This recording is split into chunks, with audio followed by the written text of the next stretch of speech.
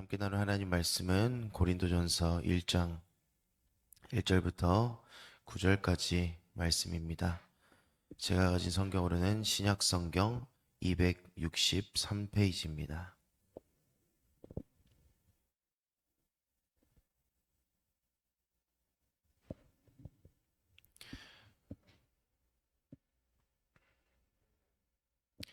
고린도전서 1장 1절부터 9절까지 말씀입니다.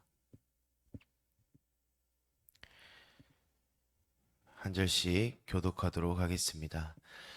하나님의 뜻을 따라 그리스도 예수의 사도로 부르심을 받은 바울과 형제 소스데네는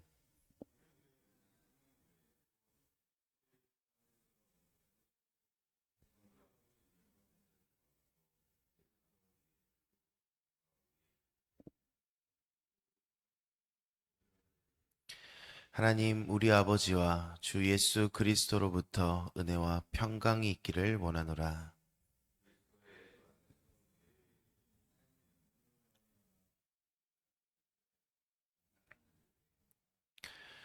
이는 너희가 그 안에서 모든 일, 곧 모든 언병과 모든 지식에 풍족함으로 너희가 모든 은사에 부족함이 없이 우리 주 예수 그리스도의 나타나심을 기다림이라.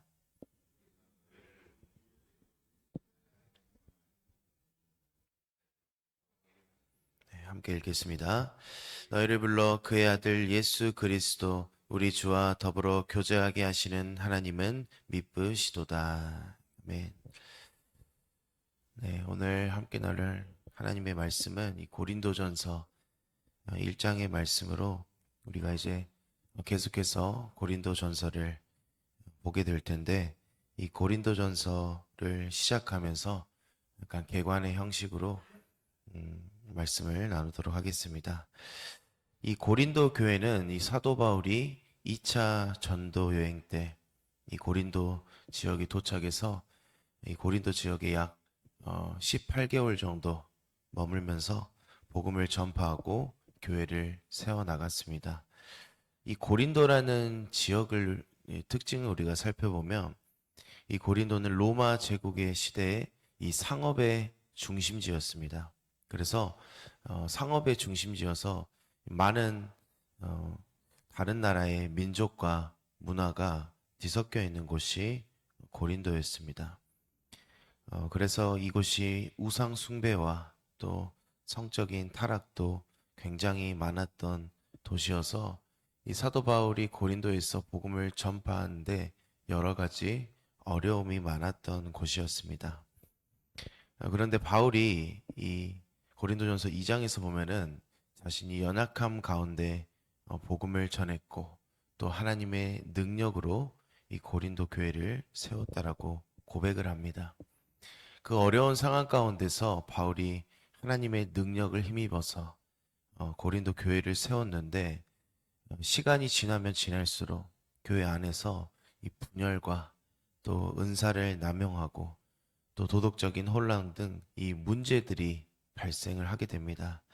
그래서 이러한 상황 속에서 바울이 이 고린도전서 이 첫 번째 고린도 교회에 보낸 편지를 통해서 복음의 본질과 또 은혜로 세워진 교회의 정체성을 다시금 이 고린도 교회 성도들에게 가르치는 내용이 바로 고린도전서입니다. 그래서 어떻게 보면은 이 고린도전서는 문제를 해결하는 그러한 편지라고 볼 수가 있습니다. 오늘 본문 1절을 한번 보겠습니다. 하나님의 뜻을 따라 그리스도 예수의 사도로 부르심을 받은 바울과 형제 소스데네는, 이 바울이 먼저 고린도전서의 시작 이 1절에서 자신을 하나님의 뜻으로 그리스도 예수의 사도로 부르심을 받은 자라고 자신을 소개를 합니다. 이 바울이 고린도전서의 시작을 이렇게 자신을 소개한 그 이유는 이 바울의 모든 사역이 인간의 능력이 아닌 하나님의 뜻과 또 은혜로 이루어진 것임을 지금 강조하고 있는 것입니다. 이 바울이 자신의 어떤 경험을 통해서 고린도 교회 역시 하나님의 주권적인 은혜로 세워진 공동체임을 강조를 합니다. 그리고 자신의 형제 이 소스데네라고 소개를 하는데, 이 잠시 소스데네에 대해서 우리가 살펴보자면, 이 소스데네라는 이 사람은 사도행전 18장에 등장을 합니다. 이 사람은 어떤 사람이냐면 이 유대교의 회당장입니다.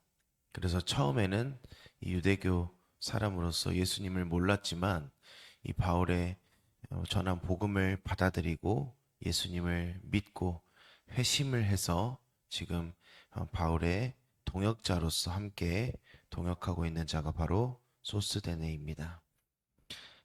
2절 본문 2절 말씀 한번 보겠습니다.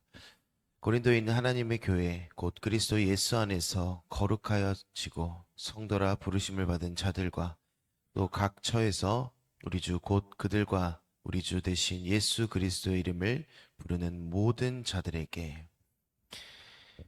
바울이 지금 이 고린도 전서의 수신자를 이야기를 하고 있는데, 이 고린도 교회는 그리스도 예수 안에서 거룩하게 되어진 성도들의 모임입니다.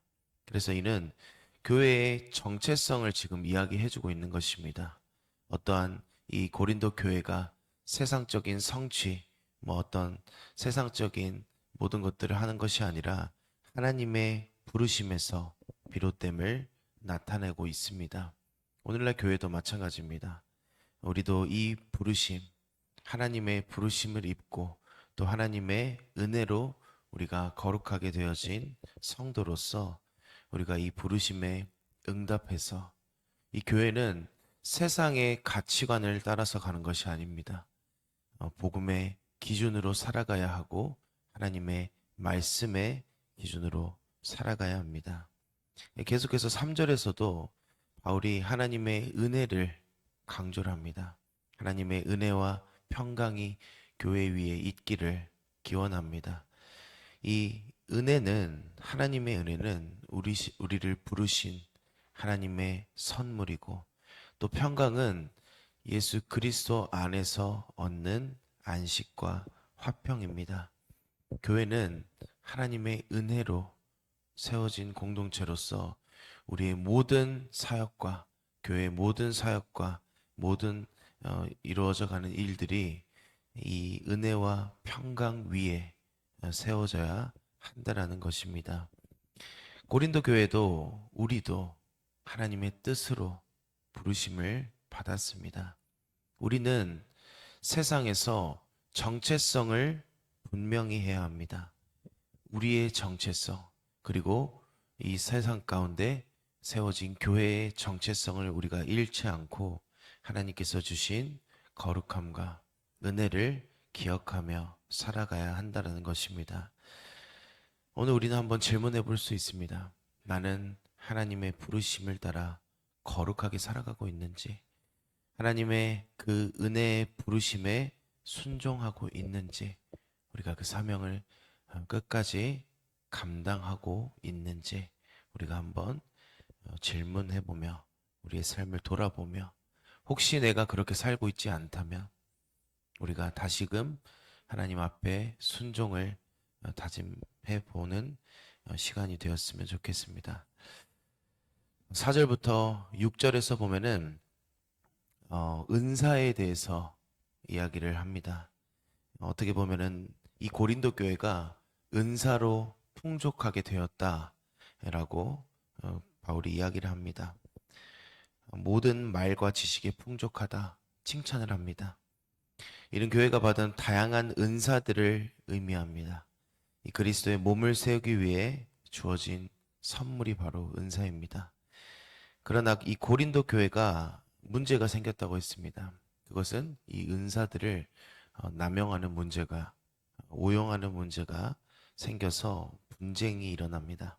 그래서 바울이 이 사실을 알고 편지를 썼기 때문에 바울은 이러한 잘못된 태도를 지적하고, 이 은사라는 것이 하나님을 증거하기, 하나님의 그 증거를 확증하기 위한 도구임을 계속해서 강조하고 상기시키는 것입니다. 이 은사라는 것은 교회를 세우고 하나님의 영광을 드러내는 도구 중에 하나입니다.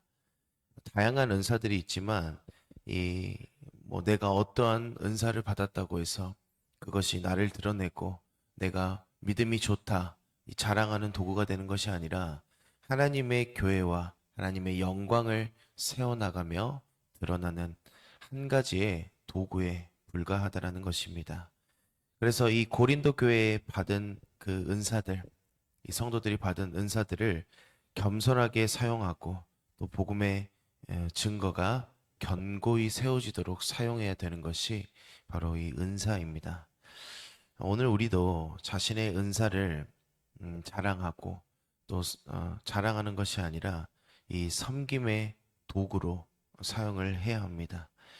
하나님께서 주신 은사는 나 자신을 위한 것도 있지만 그것보다는 교회를 세우고 복음을 전하는데 더 잘 사용해야 하는 하나의 도구가 됩니다.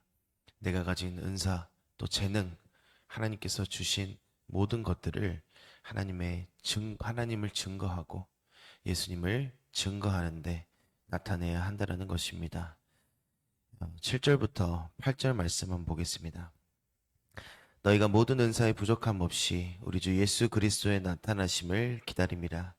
주께서 너희를 우리 주 예수 그리스도의 날에 책망할 것이 없는 자로 끝까지 견고하게 하시리라.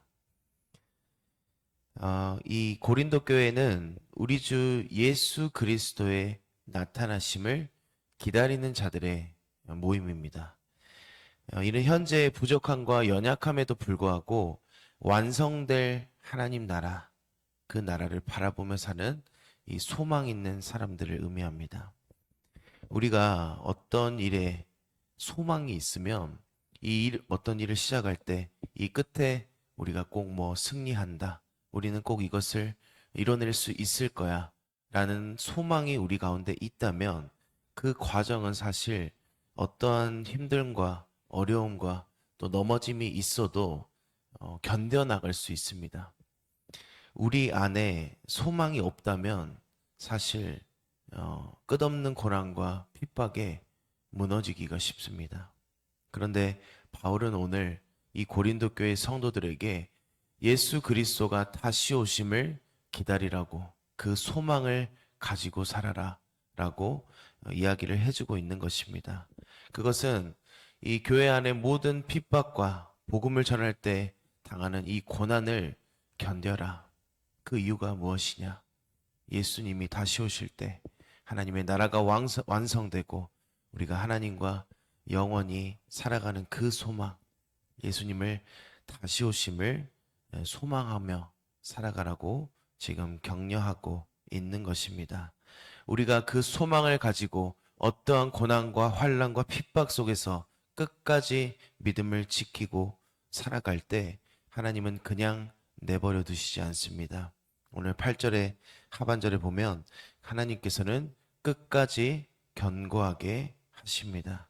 이 바울은 하나님께서 고린도 교회를 끝까지 견고하게 하셔서 우리 주 예수 그리스도의 날에 책망할 것이 없게 하실 것이라고 확신합니다. 이는 이 구원의 확신이 어떤 우리의 인간의 노력에 달린 것이 아니라 하나님의 신실하심, 하나님의 주권 아래 기초하고 있음을 보여줍니다. 그래서 우리의 믿음이 흔들릴 때도 하나님께서 끝까지 붙드실 것이라는 우리가 그 약속을 붙들면서 살아가야 한다는 것입니다. 이 고난과 연약함 속에서도 우리의 시선은 예수 그리스도의 다시 오심과 완성될 구원에 고정이 되어야 합니다. 우리가 소망을 가지고 하나님께서 다시 오실 때 우리가 거룩한 몸으로 부활하고 또 우리에게 예비해 주신 이 천국의 소망을 품고 우리는 끝까지 믿음을 지켜 나가야 한다는 것입니다. 우리의 신앙의 그 여정 가운데는 많은 어려움과 고난이 따릅니다. 우리가 믿는 자로서 하나님을 신뢰하고 믿음을 지키고 복음을 증거하면 할수록 우리의 삶 가운데는 고난이 따를 것입니다. 하지만 우리의 신앙의 여정은 연약하지만 하나님께서 끝까지 우리를 붙드시고 견고하게 하심을 의지하며 또 우리에게 예비되어진 새하늘과 새 땅, 천국을 바라보며 우리가 끝까지 믿음을 지켜 나가야 한다라는 것입니다. 마지막 구절을 보면은 너희를 불러 그의 아들 예수 그리스도 우리 주와 더불어 교제하게 하시는 하나님은 미쁘시도다. 하나님은 미쁘시다 라는 말은 하나님은 믿을만 하신 분이라는 것입니다. 왜 믿을만 하십니까?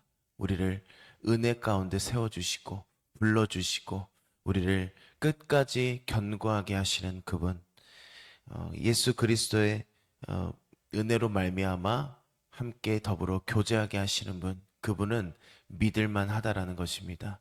우리의 삶을 맡겨도 된다라는 것입니다. 바울이 지금 1절부터 9절 어떻게 보면은 문안의 시작입니다. 이 문안하고 성도들을 인사하고 감사하고 이 처음의 시작점에서 바울이 강조하고 싶은 것은 이 고린도 교회는 은혜로 시작돼서 은혜로 끝나는 교회다라는 것을 지금 이야기하고 있습니다. 교회를 부르신 것도 은혜이고 그 천국을 소망하는 것도 은혜이고 또 우리를 끝까지 붙드시는 그 주님도 모두 하나님의 은혜로 이 고린도 교회가 세워졌음을 이야기하고 있는 것입니다. 하나님의 은혜로 부르심을 받은 공동체가 바로 교회입니다. 그리고 우리 또한 하나님의 전적인 주권과 은혜로 선택받고 구원받은 자들입니다. 우리가 각자의 받은 은사도 있고 각자의 받은 달란트도 있고 교회 안에 수많은 사람들이 있습니다. 하지만 우리가 모든 것을 은혜로 생각할 때 이 교회는 믿음으로 또 하나님의 은혜로 굳건히 세워져 나갑니다. 나를 드러내고 내 의를 드러내고 내가 잘남을 드러낼 때 교회는 어려워집니다. 모든 것이 하나님의 은혜로 나의 나된 것은 하나님의 은혜입니다.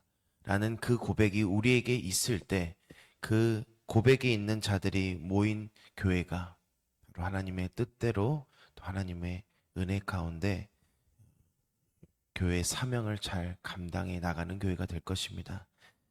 앞으로 계속해서 고린도전서 이 고린도 교회에 관한 편지들을 우리가 살펴볼 텐데 한 가지 가장 우리가 기억해야 될 것은 이 교회는 하나님의 은혜로 시작해서 은혜로 끝난다는 그 사실을 우리가 분명히 기억하고 또 하나님의 그 다시 오심을 그 소망을 가지고 끝까지 믿음을 지켜나가는 저와 성도님들이 되시기를 소망합니다.